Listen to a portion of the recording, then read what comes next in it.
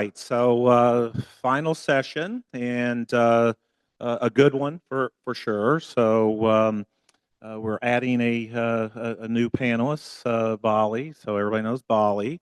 And then Colin, we didn't have enough chairs, so Colin Calvis in the room. We got there's a specialty deal here in Ohio that he'll comment on a little bit later. So let's go ahead and get it started, and we might be able to get out here a few minutes early. So, All right, thank you. Nice to be here again.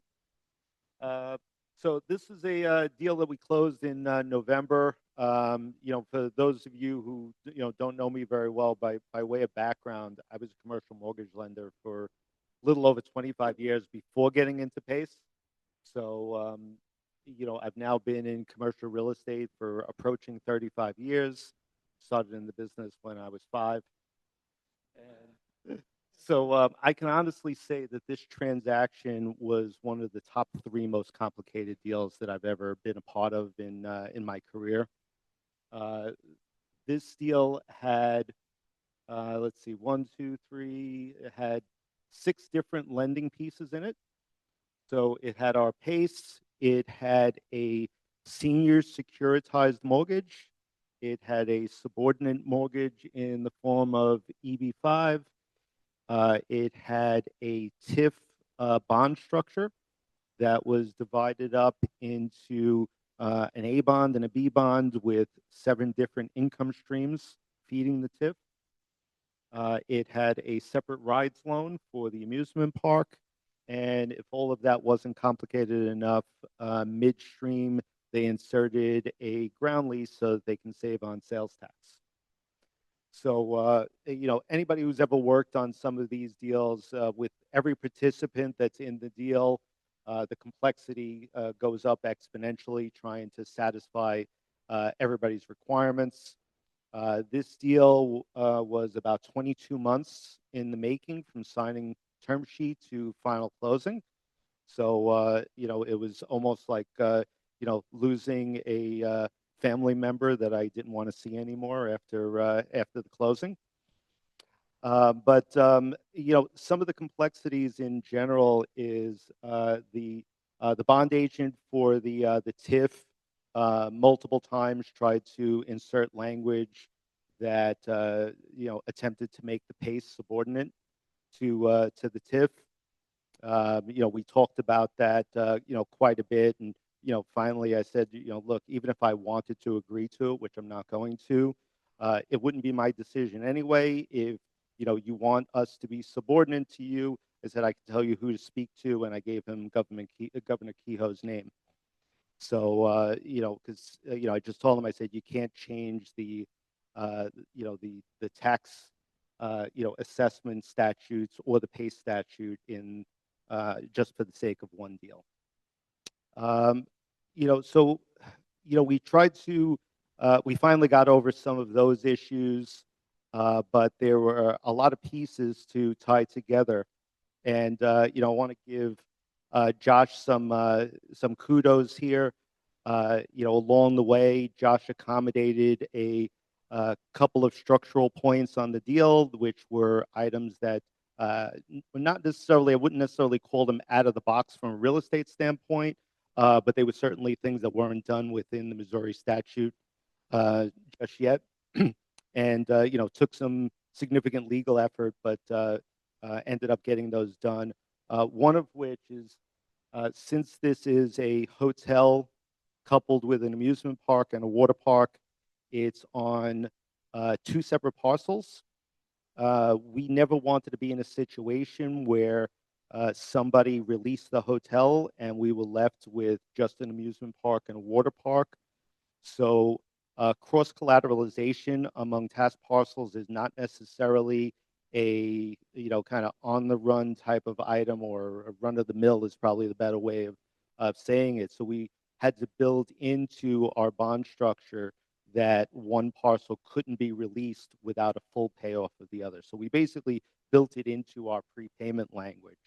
And while it's not a perfect cross collateralization, it really worked for our effort, for all of our intentions, so that we knew that we were never going to be left with a water park and amusement park without a hotel attached to it. But fortunately, we had a lot of different motivations in the deal. Unfortunately, three of the pieces were with our affiliated groups: our PACE, the securitized A note on the first mortgage, and the EB5. So while they had very unique characteristics to each, and we had to satisfy each of the pieces with a variety of investors, it's something that I could probably honestly say that if it was with three third parties trying to do the same structure, it would have never happened. Being that all of the economics were really flowing up through one company, we were actually able to make certain internal horse trading that probably would have never happened with third party economic interests.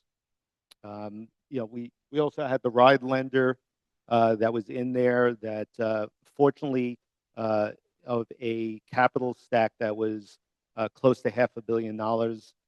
They were only 16 million, so they kept stomping their feet and saying that they wanted this and they wanted that. And finally, we tried to accommodate everything that we could for them. But finally, the borrower said, "Hey, look, you guys can be replaced. The rest of the stack can't.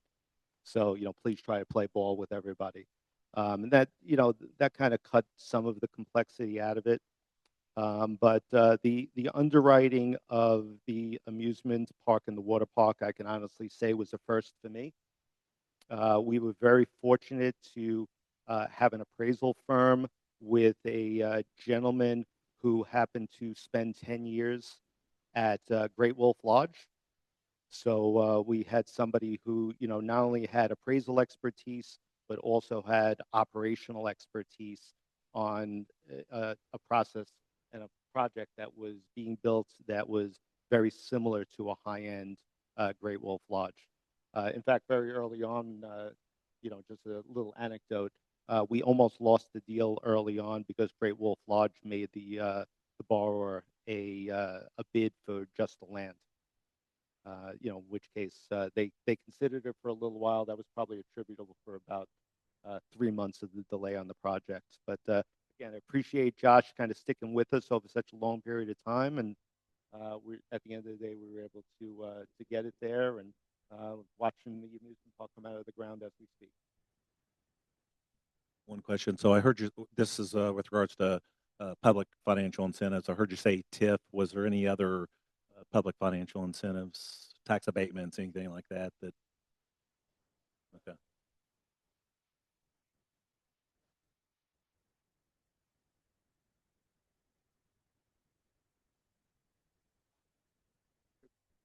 The taxes that would be attributable to the property are one of the 7 income streams that actually go back into it. So as opposed to having a tax abatement for a certain number of years, it's effectively all capitalized up front and then paid by a tax payment that would have existed. There was a pilot in place. There were about 4 different types of sales tax incentives that were built into this. The local city of which was the trying to remember the name of it, Lake Osage. The local city. This was extremely important to the city.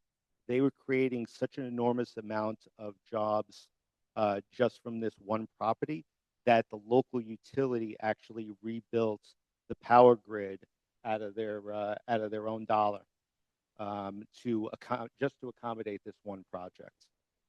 It's also got, if you can see in the picture, it's got a variety of docks in here. They run some of the biggest boating races in the country right past this property. And part of the project is also a municipal parking lot, which is not part of our collateral. But the docks almost act like another parking garage, considering that a lot of the transit in this area is done via the lake.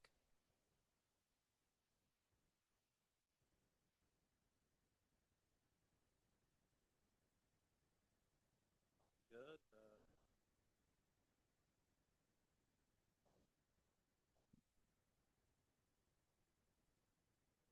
All right, so I'm here to talk about Patmo Center. It's $100 million adaptive reuse project on the defunct KC Star newspaper printing press.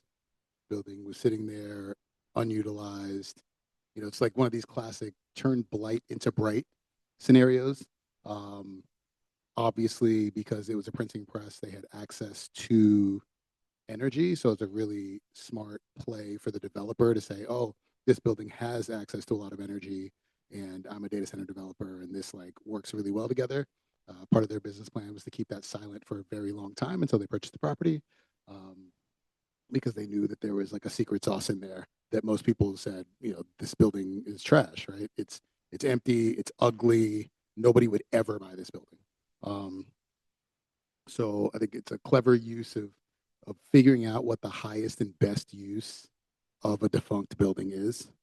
Um, so a couple of things that I think are interesting are, one, obviously this is the type of loan, and all these like, all the large and complicated loans, and honestly even some of the smaller loans require such close coordination with the admin. And so like, obviously shout out to the admin for helping us get it to the finish line, because the loan size changes a bunch of times. The closing date changes a bunch of times. And so like, I appreciate your team for really working with us on all the changes.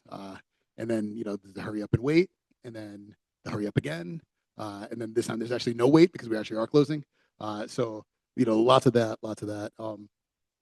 You, I think when you think data center, you don't think, oh, energy savings. You think energy wasting.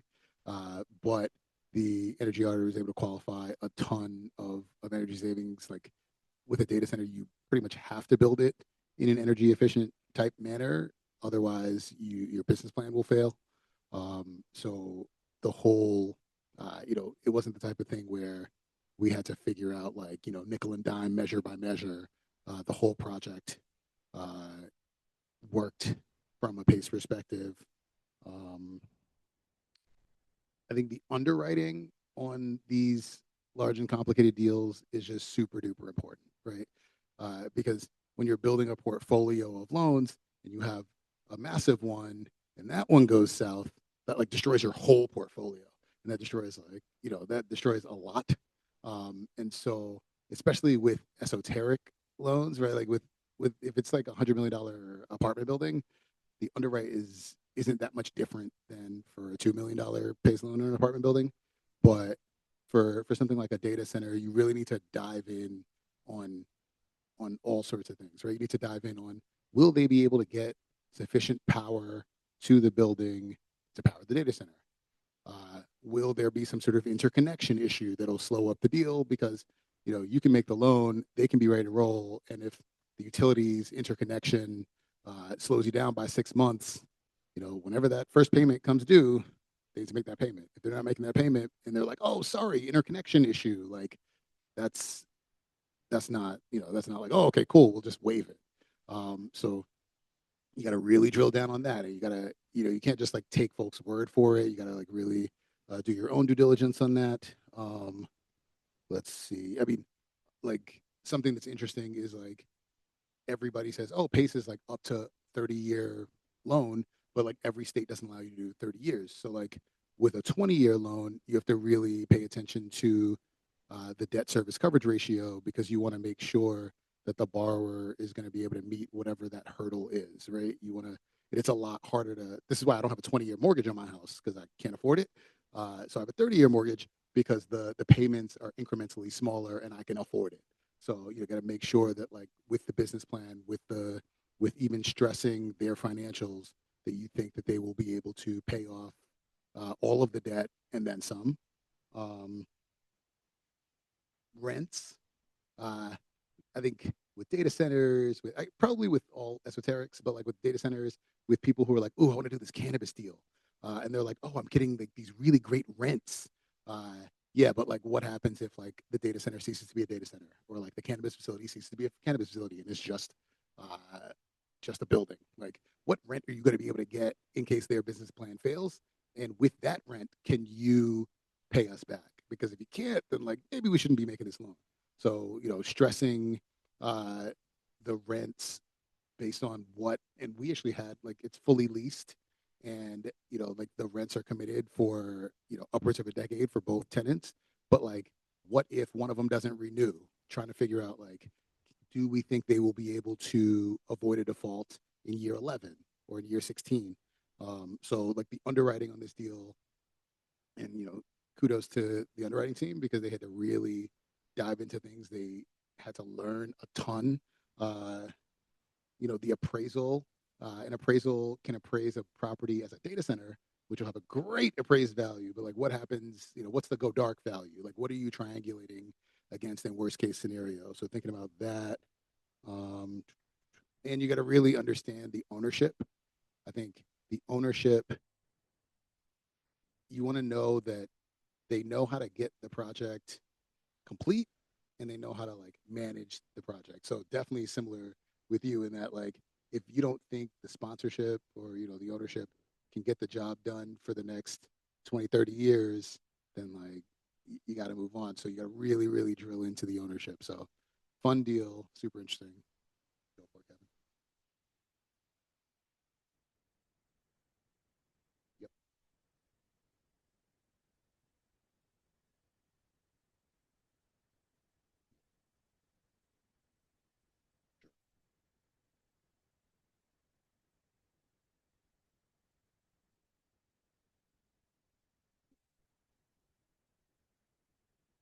Mary.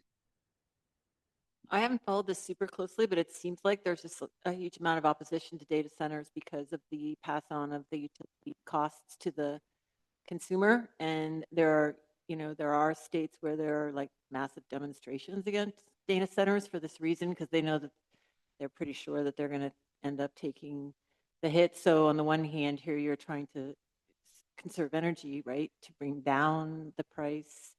But where does the public potential opposition or like community benefits part of the underwriting come in? I think the underwriting is focused on like whether they're going to be able to pay us back.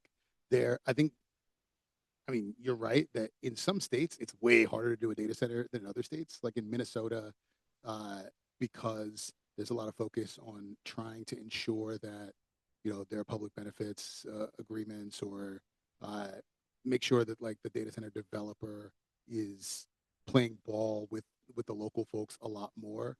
Like some folks are like, I don't have money like that. However, Google can come in and be like, I have enough money, I'll do it, I'll pay whatever, I'll make it happen. And so I think in a lot of states, Google will be able to throw up a data center whenever they want. Unfortunately, Google doesn't need PACE money, so we won't. Like, I have a friend who develops data centers at Google, and he's like, I don't need your money. Like, I want to borrow money. I work at Google, and if I need to borrow money, I could make myself a loan. It'd be way cheaper than you making me a loan. So we're like, all right, I get it. You don't need us. But like in other states, and I guess this is a possibly unique scenario.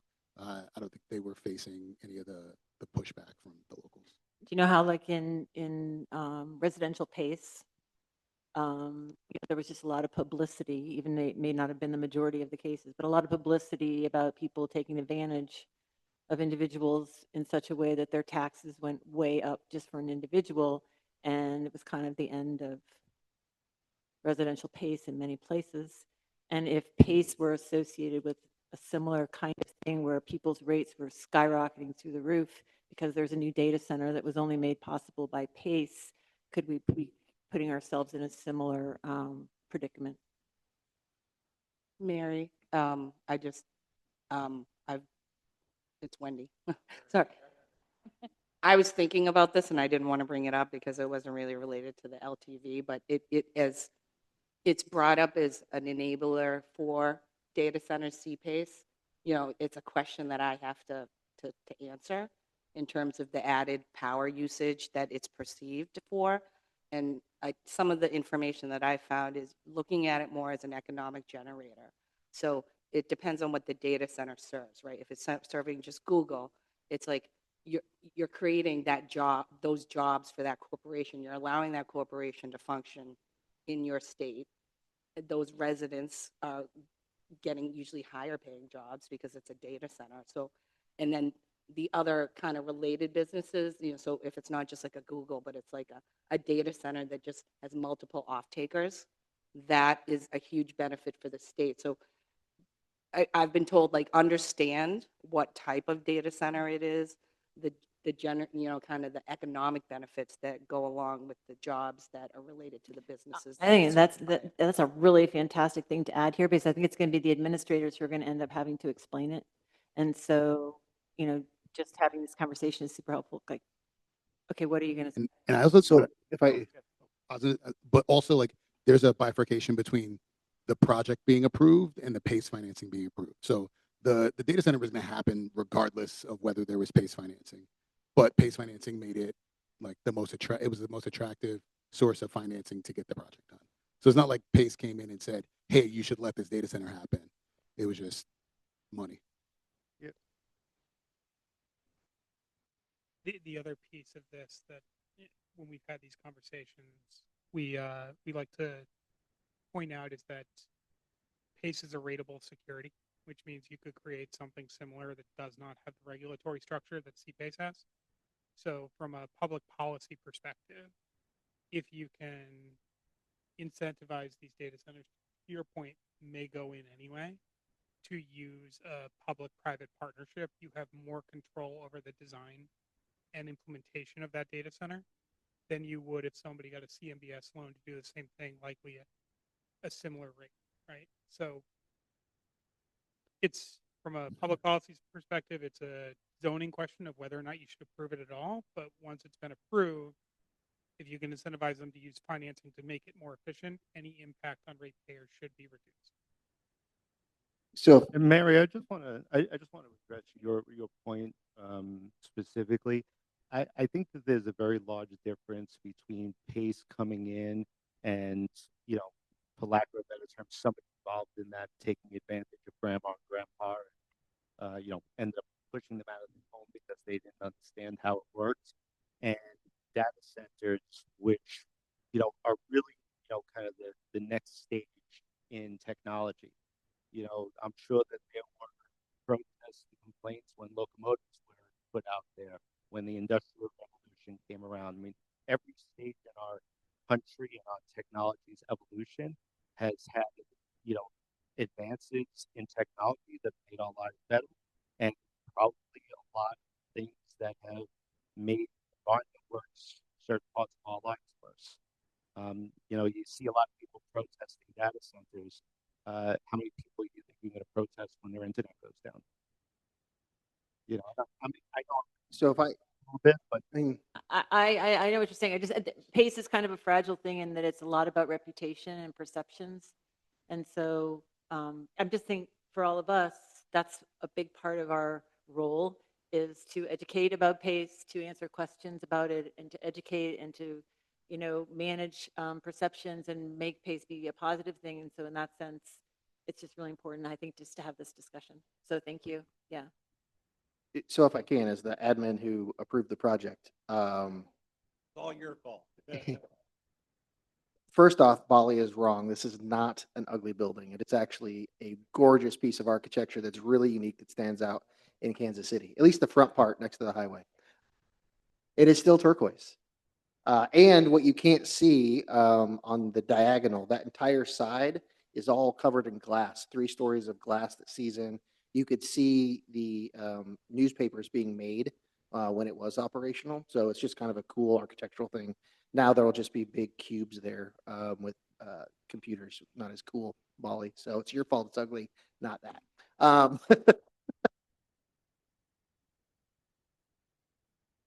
Yes. But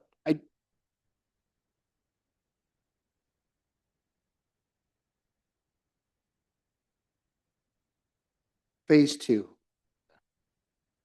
Got to get my green light. Now I'm really not. Is there on-site power generation? And then the answer is phase 2. As the person that may or may not have done the energy study on the deal, I could talk to that. Please. Actually, there's backup generation, and we tried to include that, and it didn't work. But another unique thing about this one, and this is not unique just to this project, but it's from an energy engineering standpoint, thing that gets a little complicated. And Josh, I'm forgetting, who's the woman's name on your staff? Angela? Angela was an awesome person to work with on this. They both had their own cooling system there, but then also connected to district cooling on it. And so how you think about self-generation of cooling or connecting to a district system gets kind of complicated, because even though like the carbon intensity of the district system is low because it's a more efficient system than you'd likely install yourself, it costs more because you bake in all of the capital and maintenance and all the distribution system of that district system. And so how you think about that from a PACE qualification standpoint can get maybe not rocket science, but you got to be careful about how you think about the thing and make sure that things are apples to apples and not apples to oranges. Angela was really understanding about that and did a great job of working with us and figuring that out and how we think about that kind of thing. So, and I'm sure you guys have dealt with that in other deals, but that's one of the, again, it's not rocket science, but you got to really think through how we're going to handle the PACE justification if you're doing district system, whether you're connecting to it or disconnecting from it, to make sure kind of apples to apples. Well, and the other thing that I want to make sure for all of us, it's different, but this is a bad statement. Some people don't like, we have to stay in our lane. I don't have control on an environmental climate change issue. My statute is very clear that as long as they are demonstrating that they are putting energy efficiency and renewable energy components in, and that those components are saving the customer money and or energy, I don't have a leg to stand on to deny it. Now, what I do is make sure we're working with good people and we understand what they're doing. My organization does energy policy, so if we think that they should maybe contact another contractor to put the solar on and see what that pricing is, we've done that. I spoke with the city. Evergy is on my board, which is the utility there. We made sure that they were prepared for the data center, so they knew everything that was going on. And this is all stuff that I don't communicate with, Molly or anyone else, but I think those are things that we can do. But at the same time, we have to stay in our lane. I had Sierra Club, and one of my board members is on the Building Energy Exchange in Kansas City for approving the project. And they both had those concerns. They didn't like the data center. They were worried about the water and the energy demand. And we've had 3 others protested out of creation in Missouri.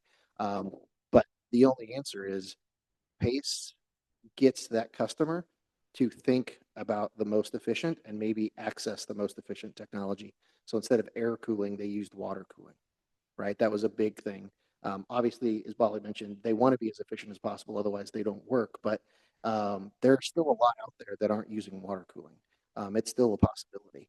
So if PACE is that just a little bit of a leverage to make them more efficient, it is better. And until they expand my purview and my authority, I can't tell them no.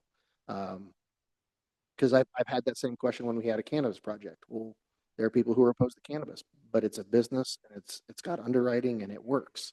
So I think I'm stuck in a certain way when it comes to those philosophical questions.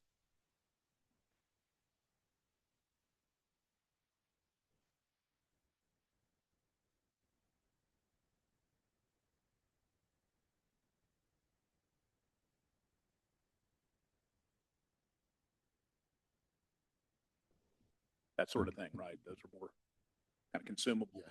I guess, these days. Yeah. I think that, and this is probably a good question for our loan servicing team, who are doing construction draws, however frequently construction draws get processed. I think some of it at close could reimburse work that had been previously done, and the rest of it is just being dispersed. Like they'll submit something once a month, and we'll review the docs and submit. Is this project, is this a single owner operator, or is it a lease tenant? Right. 2 tenants. Yeah. Is that a stretch? So Oh. it was a stretch. So I'll ask. So on this one, from the underwriting perspective, we're back kind of to the utility. So do you recall, was there a utility agreement and rate structure in place for this that you all took a look at? Because in general, data centers from ground up are that's obviously a big deal and a big concern, kind of locally. Not that, but I was just curious with the. I don't know if there was a rate structure agreed to for X number of years, but I know the big problem we faced to getting toward closing was whether the utility could commit to providing the power and how much power they could, how much power they would commit to provide. Originally, this was supposed to be a larger PACE loan, and the utility could not provide as much power as they initially thought. And so hence like the phase two thing is like eventually they will maybe be able to provide more power and then they'd be able to upsize the loan. On that one note, whether it's useful or not, I know that this project isn't large enough, but Missouri passed a large load tariff specifically for data centers, so they'd have to pay in a certain amount, make sure they're covering all their costs up front. But again, this one, the demand of it wasn't as big as the Meta and Google one that are going in North Kansas City. And then the second question was, Utility rate agreement. no, it was whether or not they had the power. And so just last year, this utility was approved for 900 megawatts of gas. So now whether or not that's going to Google and Meta's or whether that's going to this one, I imagine that phase two larger would probably be consideration once they have that dispatchable power available. This one's only 20 megawatts, so That's 25. it was 20 it's 20 megawatts of data center, like total power consumed by the facility, including other loads, might be 25 megawatts of power need, but the data center itself was 20 megawatts. It might be 25 when you round up for everything else. I think that's the difference. All right, good We'll have stuff. to pay him the big bucks. All right, Mike, enough about data centers, at least for the moment. No, I think we did good on data centers. Much simpler project, multifamily. So this is a office to residential conversion that we closed in Washington, D.C. in December of 25. 530 unit apartment building with first floor retail, about 1 million square feet. The capital stack was $465 million PACE loan, $100 million mortgage, and a couple $100 million of equity. Being constructed now by Post Brothers, a Philadelphia-based developer, and the most unique part of this transaction really was how we were able to get to a loan of that size from a PACE eligible measure perspective. So we had been talking with the sponsor early last year around CPACE, and there was some interest. And at that point, we sized it to, I think, somewhere between $200 and $250 million. And that didn't chin the bar. It kept us in the game for a little while. And then I get a call in this October and saying, we want to do it, but we need $400 million. Otherwise, it's not going to happen. So talking through it with them on how it may or may not be possible, they mentioned that they had a carbon intensity study from a couple years prior that they did for zoning and permitting for Washington, D.C., where they quantified the environmental benefit of not tearing the building down and building something new, but instead keeping that embodied carbon in place and converting the building to residential. So we approached the DC Green Bank, who throughout the entire process were fantastic, with the concept that, hey, can we carry the acquisition cost as a PACE eligible measure if we can show that there are real tangible environmental benefits tied to the conversion of the building from a vacant office property into a world-class residential facility? And the answer ultimately for that was yes. And that really changed what CPACE was able to do from a capital markets perspective and made this project go. And the part of it that I was most shocked by is I knew there were real tangible environmental benefits for not tearing a building down. It's just intuitive. It takes a lot of energy to tear a building down and build it new and all the materials that go in. But it was the scale of that benefit relative to the scale of the rest of the project that was shocking to me. So about half of the carbon emissions avoided from this project came from that part of the project. It also represented roughly half of the eligible costs. So I think if I'm sitting on the other side of this table, putting myself in the administrator's shoes, anytime I'm thinking about a new measure, my primary concern is is it a small benefit for big dollars, or is it a big benefit for small dollars? Like, where does it sit? And what we learned through this process is that, generally speaking, the share that will be funded for embodied carbon measures will be proportionate to the savings that that's producing. So you're greatly increasing the amount of public benefit that can be delivered into the market through PACE, while also increasing the size of loans that PACE can do. And what was critical to this is for PACE to be that large, because the senior lender here was more of a mezz lender than a first position mortgage. They benefited from a first position mortgage, but they needed the cost of capital of the PACE to go that high in the stack to make a weighted cost of capital that made sense. And particularly when you're talking about office to residential conversion, there's a lot of good public benefit that comes from that outside of energy. When you're talking about delivering affordable units into an area of need, when you're talking about just generally speaking, the housing shortage that exists in most of the major cities around this country, it can address those things while also preserving the character of a neighborhood, which is what this was also able to do, keeping a building that's been in place for 60 years in place, rather than tearing it down and doing podium 4 floors over a podium like everybody else.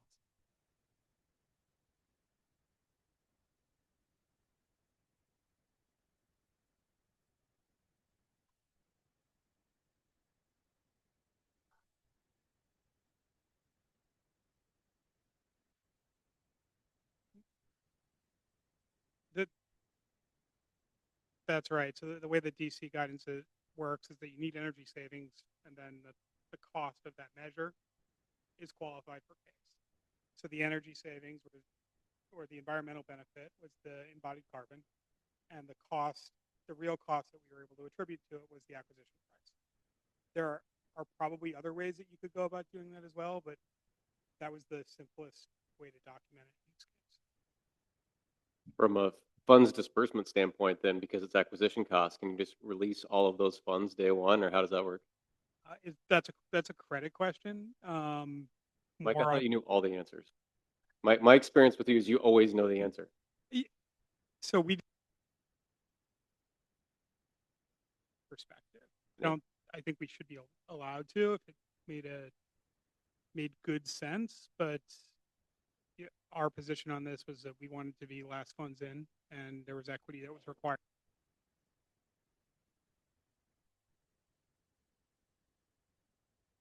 So maybe I'm the only one that's lost on this one, but like literally your line item on the qualified improvement was acquisition cost for not tearing it down.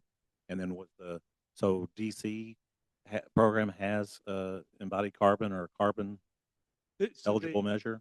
So the DC program has a piece of their guidelines where they as administrators can, within their judgment, approve measures that are consistent with the intent of the program.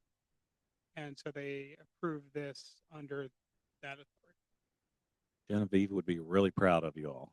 That is way down past the bottom of the barrel thinking, then she would be proud of that. Genevieve is the smartest person I've ever worked with in my entire life. I'll never be quite that.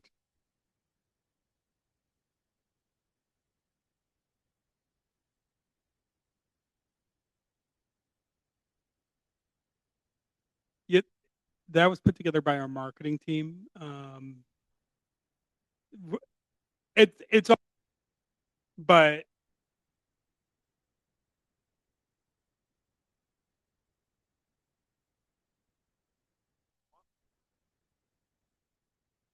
it's the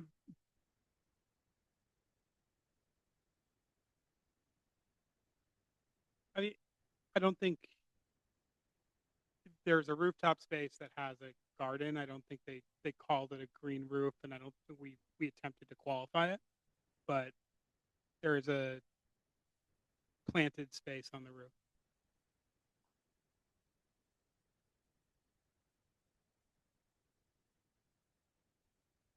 I,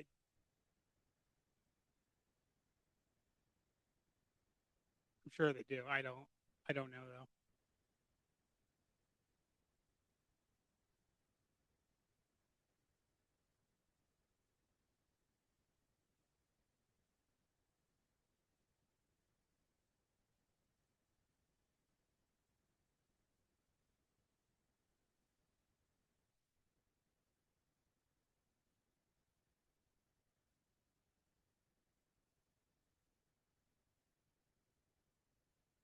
People can always hear. I know, I know. So I guess I'm curious what other program admins think about what happened in DC and whether you think this is something that we're going to potentially being asked to do, and whether we would see more of this, and what your first, what questions you would ask. I'm really curious, because possible one of us could be next when Mike or somebody else from Nuveen or somebody from Castle Green or PLG You comes might to be us. next, Lisa.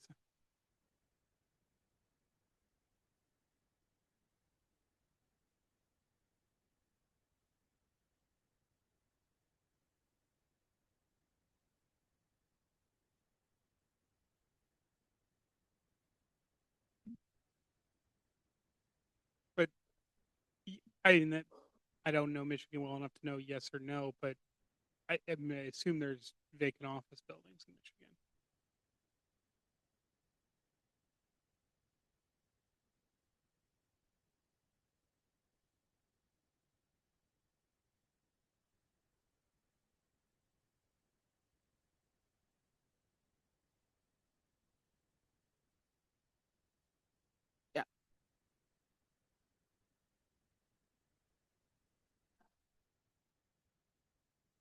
No, the only thing I was going to add, Mary, was that this really works in states and programs that don't have a statutory limitation. Because I think in Michigan, 25% loan to value, you're probably going to have enough PACE eligible measures to fill the bucket, or 30. But I think here, where you're trying to get the gap to, I don't know what the math was, Mike, 45%. I think being able to add that embodied carbon really drives the bucket to get to that higher loan. So like in Illinois, like in Michigan, like in Tennessee, it's probably not as valuable, but Ohio, Kentucky, other states don't have that limitation. You could certainly utilize it a lot more. So do we find that the embodied carbon is a resiliency measure? Because So- if it's not, you don't have resiliency, then it wouldn't work. Two, I don't know about in the red state of Missouri, we don't care about carbon, and we won't. Actually, this project would probably be vetoed in some fashion or form just because of the way that you're communicating about it. I'm not kidding either. So, like, I imagine there's some other red states that might have to deal with that type of issue. But Josh, back to your, you'll approve anything under the statute. Does this one not meet the statute if it was in St. Louis? I don't know how I would demonstrate an energy efficiency or renewable energy savings component from embodied carbon. So the way we got through that in DC was that a portion, depends on how wide of a net on energy savings you want to cast, right? But a portion of the savings are site energy savings from the equipment that's going to be on site to tear down, remove that material, build the new material. That's energy being used to do that. But it's got, and I don't know about anywhere else, but PACE is supposed to be affixed to that property. And you're talking about, it's like we have in Missouri a hard time to do, where you need special legislation for EV charging, because the benefit is for the car and that user and not the property owner. And in your example, the benefit is that you're reducing the amount of diesels to tear down the building or do that other work. But again, that's not affixed to the property. That's not long-term. And that's not a benefit to the property owner. It's a benefit to the community. Right? Well, the carbon are included with like putting the new concrete and steel in place. I mean, those are very energy intensive things. And if you know that to build the equivalent building, it would take X amount of steel and concrete, you can calculate the energy reduction from that. Those are calculatable things, and those are obviously affixed to the property. So, Mike, I know that's part of the equation, what you were describing, but there's much more to it than that, because those materials have carbon contents that are calculatable. So I could calculate that energy savings. I mean, it can be done by a lot of people. It's not difficult. Energy savings that equate to dollar savings as well. Sure. Okay. Then So, it's Josh, possible. I think, while I understand, Missouri being a red state, and there are a lot of other red states that probably would poo-poo the carbon savings. I mean, I know New York City, local law 97 was passed along with local law 96. Nobody refers to it as local law 96, but that was the PACE program in New York City. And the whole purpose of Local Law 97 is carbon savings.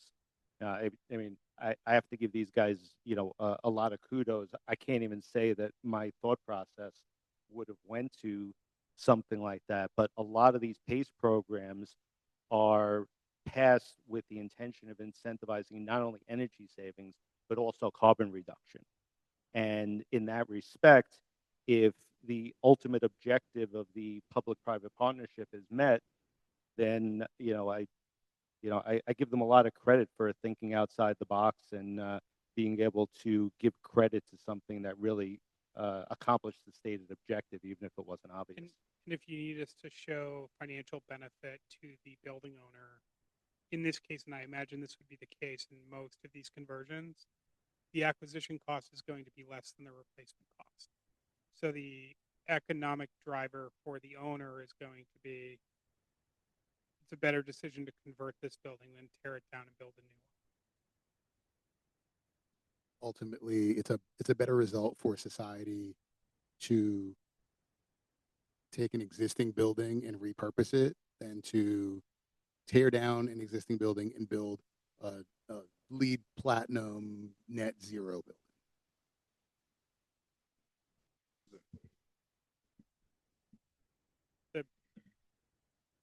It was 80% of the capital stack was CPACE. So in this case, yes. And the interesting thing and this is now more of a blue state argument than a red state argument for sure, but it's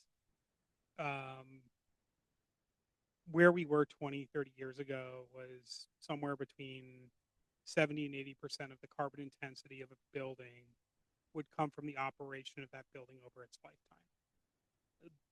There has been a really strong progression in energy codes, even in red states, that is no longer the case. It is something like 50-50, and it might even be more than half of the carbon intensity of the building is going to come from the moment that you build it. So if you're talking about energy savings and environmental impact, the part that from a regulatory perspective can still be impacted significantly is that first cost, what you're doing when you set the building in place, and less about what you're going to do for the next 50 or 100 years in that building, just given how much better we're doing at that today than we were 20 or 30 years ago.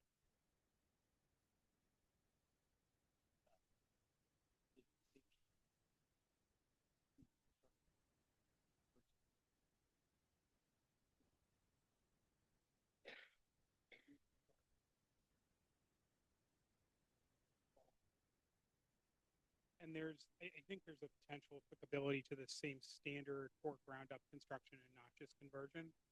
So there are now starting to be reporting on carbon intensity of building materials. So Steve, what you were mentioning and how you could calculate this, but you could choose to build a building lower carbon intensive concrete, lower carbon intensive steel, or higher carbon intensive that. So even if I ground up development, in some jurisdictions it's not going to matter. Resiliency can already qualify through seismic hardening or something like that. But in markets that currently can't qualify the structure of the building in some other way, this could be a way of doing that as well. Are those, so as Steve said, so the embodied carbon is quantified from an energy analysis standpoint. Are they monetized as well as savings, or how does that factor into the financial model?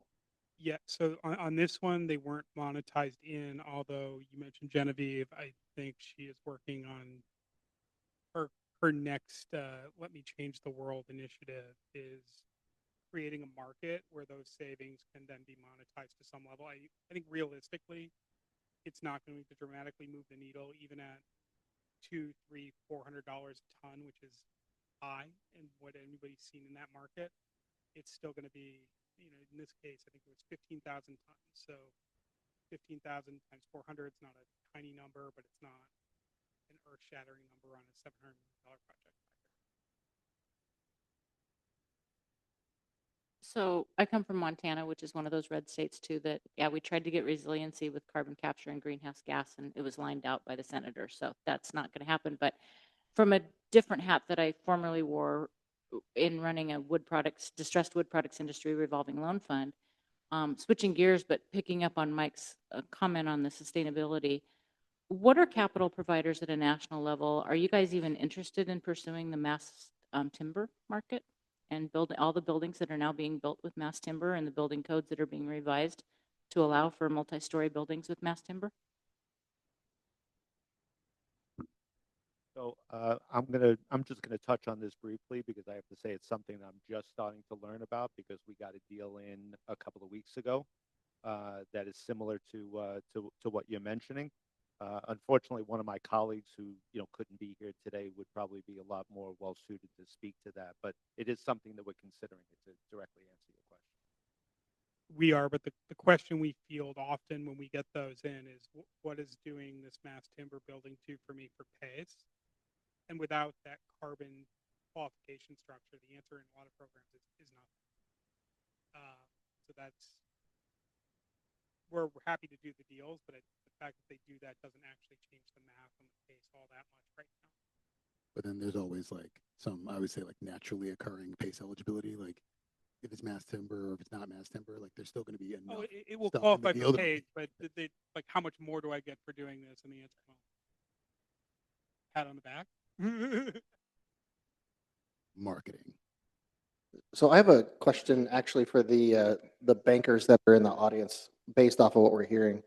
If we're talking about embodying carbon, we've talked about resiliency and the variations that can be. We see PACE usage expanding. Does that concern you as a senior lender position? Take off the PACE hat you've been wearing and think of it as a mortgage lender like on this project. Does that, whereas PACE, in my mind, makes it cheaper and easier to operate a property because you're lowering the operating cost. Resiliency doesn't necessarily do that, or we don't have the data yet to demonstrate that. The embodied carbon may not do that either. It may, again, I don't know, but as we continue to expand as mortgage lenders, does that concern you of the expansion and the risk profile that PACE provides? Happy to bring the microphone to you.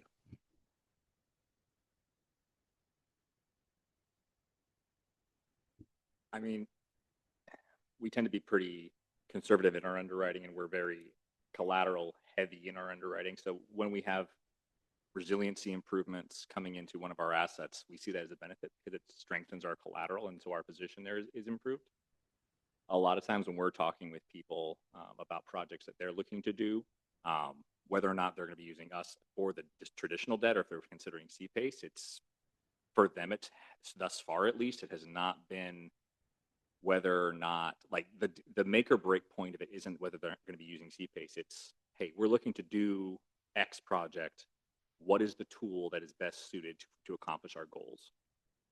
So from our perspective as a lender, if they want to use us if they want to refinance the current debt they have, if they want us to look at doing a second, if they're looking to do CPACE, as long as we are on board with the project as a whole, it doesn't really matter to us if they're going to be looking to use CPACE necessarily.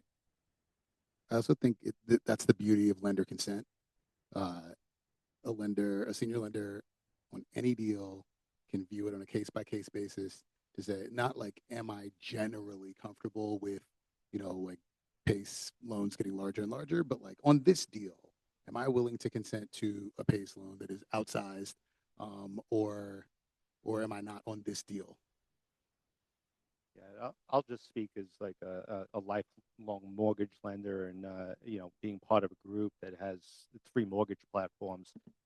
If the debt service coverage works and the takeout analysis works, we don't really care, what the PACE lender did to qualify their improvements. It's really it's very much an economic analysis. And yeah, our large PACE deals on a relative basis, more concerning. Would I be the $110 million mortgage lender in this deal? The answer is equivocally not. Because for no other reason other than the PACE is got just too much weight in the deal, if you will. It's kind of being a small mezzanine lender with a big mortgage in front of you. Are you really going to step up to protect yourself I mean, what's That, I your, mean, that's what it was. It That- was a that's what it it was a comes down mezz to. piece that had the benefit of actually having a first mortgage, but Yeah. it was a mezz and lender. that's what it comes down to. Yeah. So you have a $465 million pace. Is a mortgage lender really going to step up What's and giving make an that payment? 8% mortgage behind the $400 million PACE position? It's not That's going to happen. Exactly.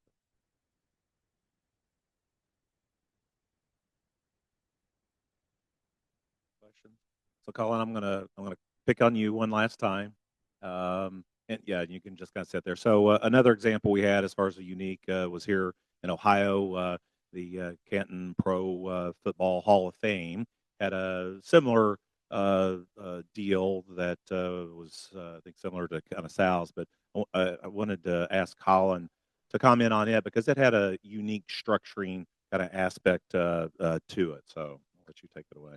Sure. Well, and I'll be somewhat quick because I'm standing in the way of you in the end of the day. I'm also, again, a poor man's Robert Loeb from Peachtree. So, yeah, this was a $70 million, which is the largest PACE loan in Ohio to date. PACE financing for, similar to Sal's project, a hotel and indoor water park that's part of the Hall of Fame Village development that's going around the Pro Football Hall of Fame in Canton, Ohio. The overall capital stack was pretty interesting. There was first of all, a go private transaction of a previously publicly traded company that owns the development was taken private at the same time as the PACE closed. There was also TIF. There were state tax credits that were involved. There was private credit that was provided through a ground lease financing rather than mortgage financing. And there was a sales tax exemption from the local port authority. So coordinating that closing was, as you can imagine, like hurting, I don't even know what's worse than hurting cats, bats or something. So it was quite a process to get to the finish line. It happened at 5 p.m. on New Year's Eve. So that was also very interesting, trying to get the title company to submit things for recording at that time. Justin Kale and Energility provided the energy audit for that, and they were able to qualify way in excess, actually, of the $70 million of PACE financing that was provided. But Chris, I think the unique thing that maybe you were getting at a little bit is that for this particular asset, the hotel and the indoor water park are actually owned by two different SPEs. And so there were some issues around cross-collateralization. How do we make sure that this kind of functions as a single PACE asset? Because really the value of the two things are tied together. They're not really separable. I mean, you can kind of operate a hotel without an indoor water park, but not the other way around, really. So there were some different unique structuring considerations that went into that. Ultimately, the way that the transaction closed had a lot to do with the strength of the private parties that took the company private. There were some other things that had been tossed around that I'm sure some of you have thought about for cross collateralizing. But yeah, that was that unique and interesting project. How'd you cross collateralize it though? Like, did you use the Sal method or did you use a different method? Well, so for this one, really there's a couple of things. There's a couple elements to it. First is if there's any prepayment and there's any past due amount on the other property, you can't prepay the assessment on one property without first bringing the other property current. So that was seen as an enhancement to the overall risk of an efficient breach, basically, to say we'll just tank that one and get out of the other one. The other real solution to this, and this was different than when we started, is a really, really strong guarantee.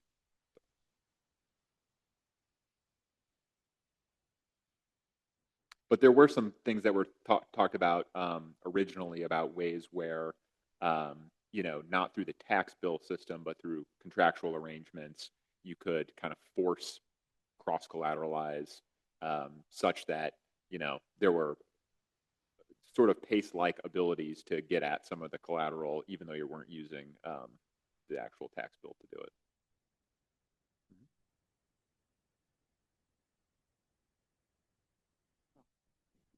As the deals get larger and larger, for those who have to bill through a county or municipality, have you received some pushback from any of these entities who, originally our municipalities were not thinking in these amounts, in these assessment amounts, and we're talking, bigger and bigger. Who knows where it stops? So I'm just wondering if anybody, like 87 million, 465 million, that's just a lot. Colin, I think that one was like a big economic development deal, right? So the local government was probably positive, but Yeah, well, and from the county standpoint, they add their 2% fee to the $1.5 million assessment bill. So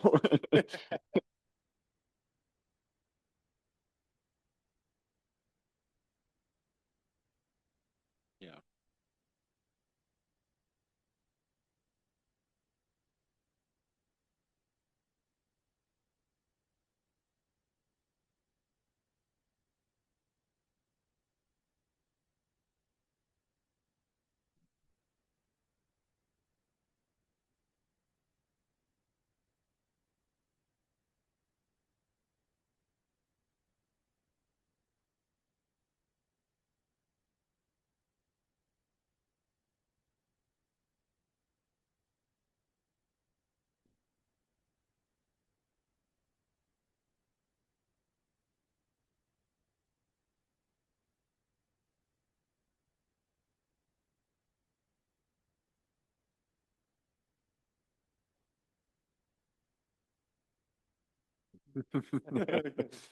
I literally have changed assessors and collectors on my first deal 3 out of the 5 years that this deal has been in place on my first. It's just, and that's just like a million. Yeah, sorry, that's a $450,000 deal. So, and so I'm like scared a little bit here. Yeah, I'll just point out that, special assessments existed for decades upon decades before PACE was even a thought in somebody's mind. And I'll use the Lakeport deal that, that's why I'm going to use the Lakeport deal. There's a TIF on that. The TIF is roughly double the size of the PACE on that. And the TIF is, effectively paid back through a variety of different taxes, both, municipal tax pilot as well as sales taxes. We have a lot of TIFs that are voted down. So we have TIFs, but they're not that, they're few and far between. We have 350 municipalities in Massachusetts, and I can count on my hands how many TIFs. So I'm just saying that might work Yeah, in I a understand. small amount of situations, but like when you're trying to widely apply this to PACE as a program administrator, I'm kind of the one-offs. And then maybe depending on how many days or weeks the local government has to remit the money, either through you or to the PACE lender. Presumably, all the money goes into some bank account that earns interest. Like if I'm collecting money and holding on to it for a week, and it's $1 million, and I get 7 days of interest on $1 million, you're not charging a fee, but you're earning income off it. So like maybe that's the way to make them happy. We've said that it's just, accounting. Again, it all goes into the same pot for them. They don't really, I literally deal with like, where do we put this? They're asking me what account to put it in. I don't know what your account's, but So, yeah, well, Wendy, I should know this, but we get asked in a lot of jurisdictions to bill and collect ourselves for that reason, and we're fine doing that. If a municipality wants to assign us the responsibility of billing and collection, we can do that. And then it's really just the enforcement provisions that we need. We don't necessarily need billing and collection services. so we'd have to look under our statute. So it's not just the pay statute, but it's the betterment assessment statute. And I don't know, but if it was allowable, I'd like to entertain that. But it's just, whether I'm hamstrung by the current rules. We've been asked this question a few times and done that. I was just going to share, it's not a large scale project, but we had a $4 million one with Pace Loan Group, or 3.5. And the county's like, oh, this is really large. And it helped me solidify their processes to ensure that they are taking it to the board, because some of our counties are just like, I'll send them an email, they'll be like, okay, we'll put it on. And it's like, with this size, we need a little more security and we need it to go to the board and a resolution for approval. So to create that lean. And so it's actually helped me help them understand the program. I floated the interest benefit, but I don't feel like you guys want me to do that and tell them to hold the money for any longer than they want. So just I just think hold it forever. I just don't like, you might have statutorily 7 days or something, whatever time period it is. You're going to be holding it anyway. How many days?